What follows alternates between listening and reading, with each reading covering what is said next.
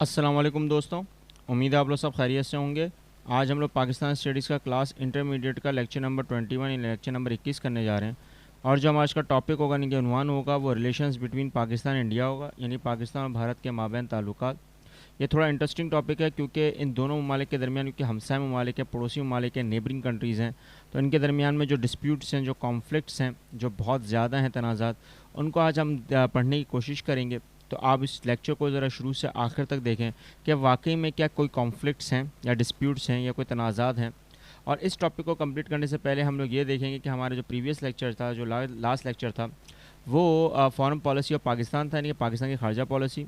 अगर आपने ये लेक्चर नहीं देखा है तो उसको लेक्चर को देखने के बाद अगर आपको कोई चीज़ समझना है तो हमारे साथ ज़रूर शेयर करें, क्योंकि खारजा पॉलिसी का पता होना चाहिए बच्चों को और बड़ों को, ताकि हमें ये पता चल सके कि पाकिस्तान की जो फॉरेन पॉलिसी जो प्लानिंग है वो किस तरह की चल रही है और किन बेसिस पे चल रही है। ठीक है, आज के टॉपिक के हिसाब से अगर देखा जाए तो relations between Pakistan and India, Pakistan और भारत के माबैन ताल्लुकात। हमारा सिर्फ और सिर्फ दिमाग यहाँ पे रहता है कि क्रिकेट के मैदान में या स्पोर्ट्स के मैदान में ही ये पाकिस्तान और भारत के दरमियान जंग का माहौल होता है। अब वो जंग का माहौल अगर देखा जाए तो वो जंग नहीं होती बेटा, वो सिर्फ एक मुकाबला होता है और हर ममालिक के दरमियान में मुकाबला ही होता है।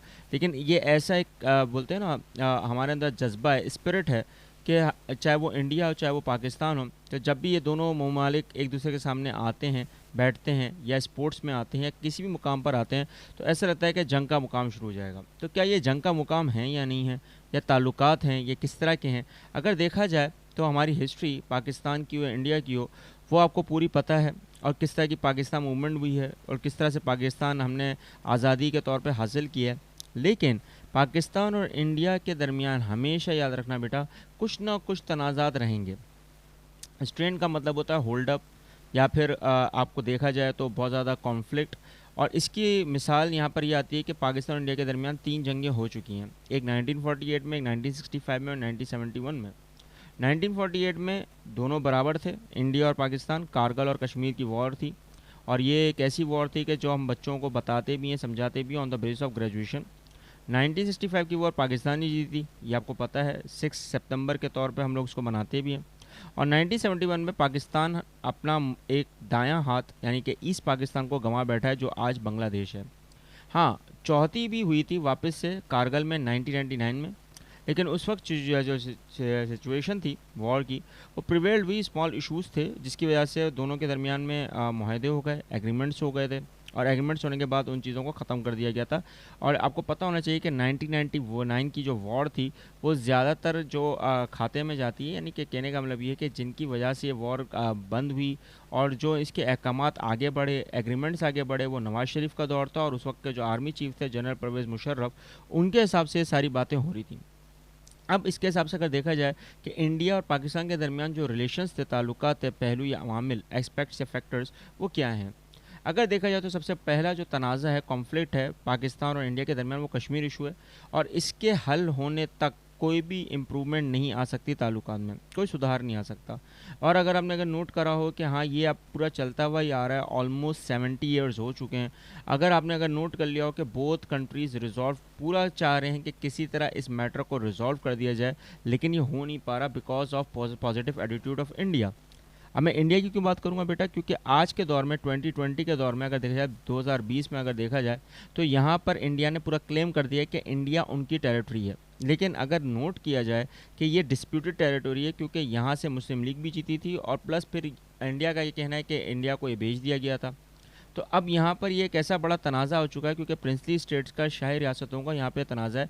लेकिन कश्मीरी ये बोलते हैं ना वो इंडियंस हैं ना वो पाकिस्तानी हैं, वो एक इंडिपेंडेंट स्टेट्स हैं।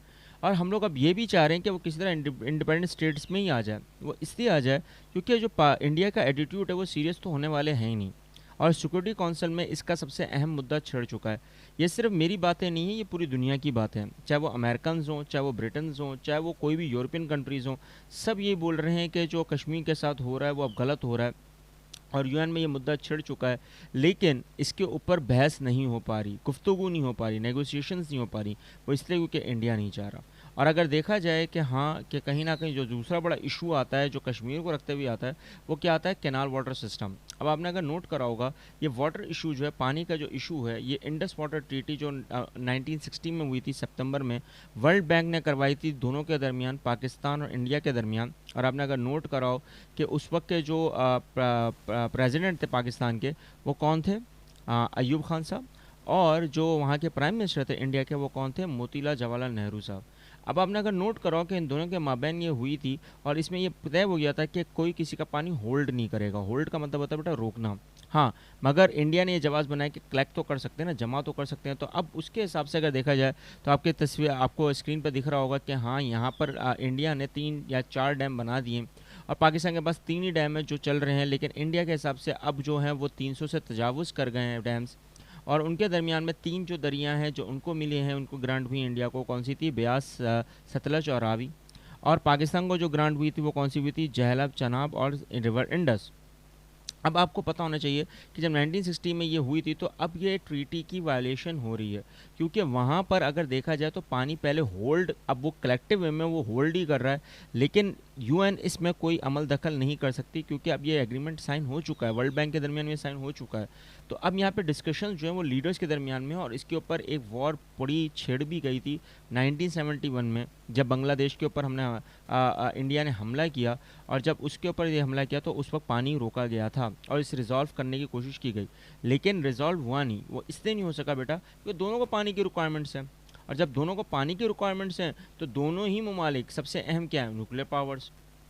اب آپ کو پتہ ہونا چاہیے کہ سارک میں یعنی کہ south Asian association of regional cooperation میں سارک میں باقاعدہ یہ رزلٹ سیٹسفیکٹری تھا کہ پرائم منسٹر آف پاکستان اور انڈیا کے درمیان یہ سارک کانفرنس 1988 میں یہ ریسٹرکشن ہو گئی تھی کہ کوئی بھی نیوکلیر بامبنگ کے اوپر یہ بحث نہیں چھڑے گی.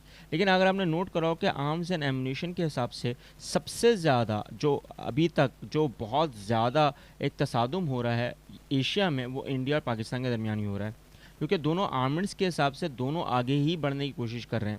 اب آرمنٹس میں آگے تو بڑھ سکتے ہیں لیکن اس کا کوئی حل نہیں ہو سکتا کیونکہ اگر نیوکلیر بام کہیں پہ بھی ایک دفعہ بھی اللہ نہ کرے پھٹا تو آپ نے اگر نوٹ کرا ہو تو یہاں پہ ونڈ سسٹم بہت زیادہ ہے, اور جب ونڈ سسٹم بہت زیادہ ہے تو یہاں پہ صرف ایک ملک تباہ نہیں ہوگا, سارا ہی ایشیا تباہ ہو جائے گا. کیونکہ آپ کو پتہ ہے چائنا سے بھی ہوائیں آتی ہیں, انڈین اوشن سے بھی ہوائیں آتی ہیں, عربین سی سے بھی ہوائیں آتی ہیں. ابھی اتنی ساری ہوائیں تو ریڈیشن پھیلنے کا بہت بڑا خطرہ ہے. اب یہاں پر ایک سوال ہو جاتا ہے کہ جاپان میں جب 2 دفعہ جب ہیروشیما اور ناگاساکی پہ جب ایٹم بم گرایا تھا امریکہ نے تو اس وقت ریڈیشن کیوں نہیں ملی؟ یہ اللہ کی قدرت ہی بیٹا کہ اس وقت ہوا کا دباؤ کم ہو گیا تھا. اب یہ کیسے ہو گیا تھا, کیوں ہو گیا تھا؟ کیونکہ وہاں پہاڑی نظام ہے اور وہاں پہاڑ جو ہیں اور وہ جو دریا کا نظام ہے اور جو سمندر کا نظام ہے اس کے حساب سے وہ ہوا بیٹھ گئی. اب وہ بیٹھ گئی کیونکہ یہاں پہ پہاڑیوں کا پورا گچھا ہے. اگر آپ نے دیکھا ہو تو ہمالیاز کا پورا گچھا ہے اور گچھے کے حساب سے اگر دیکھا جائے تو وہ کٹتے ہوئے پھر پلیٹوز میں آتا ہے جو پاکستان کے علاقوں میں آتا ہے اور وہی جاتا ہے افغانستان میں, وہی جاتا ہے ایران میں. اب یہاں پر اتنا زیادہ ہواؤں کا تناسب ہے کہ جس کی وجہ سے اگر ایک بھی ایٹم بم پھٹا تو ریڈیشن پھیلنے کا پورا خدشہ ہے. اب اسی کے اوپر یو این میں چائنا نے اور پلس جب پہلی دفعہ پوکھرا کے مقام پر انڈیا نے جب دھماکہ کیا تھا وہ بھی زمین کے نیچے کیا تھا. وہ اس لیے کیا تھا کہ تاکہ وہ ریڈیشن پھیلے نہیں, کیونکہ وہ الگ بات ہے کہ انہوں نے بہت ساری چیزیں ہائڈ کرنے کے لیے کیا, لیکن اصل یہی تھی بات کہ اگر وہ ریڈیشن پھیلتی ہے تو پورا اس کی زرد میں کون آئے گا؟ انڈیا آئے گا. اور اگر دیکھا جائے تو پاکستان نے بھی پہاڑیوں کے اندر کی جگہ کے پہاڑیوں کے اندر کی ریزن پھر وہی بات آتی ہے ونڈ پاور. تو یہاں پر یہ بہت بڑا خدشہ تھا جس کی وجہ سے ہم لوگوں کو بہت سوچ سمجھ کے یہ قدم اٹھانا تھا. اب یہ انڈیا کے درمیان اور پاکستان کے درمیان یہی ایک بڑا تنازع ہے کیونکہ بڑا ٹریڈنگ کلچر تو بہت ہی کم ہے, ٹریڈنگ اور اکنامک کے حساب سے ای کامرس کے حساب سے بہت ہی کم ہے. لیکن اب آہستہ آہستہ بولتے ہیں نا ٹیلی کمیونیکیشن میں اور ٹریڈنگ میں آہستہ آہستہ تعلقات قائم ہو رہے ہیں کیونکہ اسی طرح ہم چیزوں کو ریزالو کر سکتے ہیں, اور جب ریزالو کر سکتے ہیں تو یہ کانفلکٹ ختم ہو سکتا ہے. لیکن پہلا ایشو ہمیشہ ہی رہے گا وہ ہے کشمیر ایشو, کیونکہ کشمیر ایشو میں بیٹا سب سے اہم مدعا جو آتا ہے وہ کینال سسٹم کا آتا ہے. اب اسی کے حساب سے اگر دیکھا جائے تو بہت بڑی باتیں ہوتی ہیں, بہت ساری باتیں ہوتی ہیں, لیکن اس میں کوئی بھی حل نہیں نکلتا. پاکستان بار بار کچھ نہ کچھ حل نکالنے کی کوشش میں لگا ہوا ہے, لیکن انڈیا کیوں نہیں کرنا چاہ رہا وہ آپ کو ہی پتہ ہے بیٹا. پریشرائزیشن چاہے وہ یورپ کا ہو چاہے وہ ہمارے ایشیا کا ہو, اگر دیکھا جائے تو چائنا اور پاکستان کا پریشر انڈیا کے اوپر ہے, لیکن انڈیا کا پریشر امریکہ کے اوپر ہے, اور اسی طرح پھر پورا گیم اور سسٹم چل رہا ہے. تو بیٹا یہ پالیٹکس ہے. اور اگر پالیٹکس میں دیکھا جائے تو ریلیشنس پھر آپ قائم کرو، اگر ریلیشنس قائم کرنے ہیں تو ایک دوسرے کو سپورٹ کرو، اور سپورٹ کرنے میں ہی آگے بڑھ سکتے ہیں۔ پہلے ایسے تنازعات نہیں تھے، اب ہیں، کیوں؟ Because of materialistic. اب آپ سمجھ گئے ہوگے، اگر آپ کو کوئی چیز ہمیں نہیں آئی تو ہمارے ساتھ شیئر کریں، کامنٹ کریں، اور آپ کو اگر کوئی چیز پتہ ہو اور آپ کو علم میں آ گئی ہو یا پھر آپ کو بہت تیزی سے سمجھ میں آ گئی تو ہمارے ساتھ ضرور شیئر کریں، کامنٹ کریں۔ اس چینل کو سبسکرائب کر کے ان بچوں، ان لوگوں تک پہنچائیں جو لا علم ہیں۔ ملتے ہیں نیکسٹ لیکچر میں، اللہ حافظ۔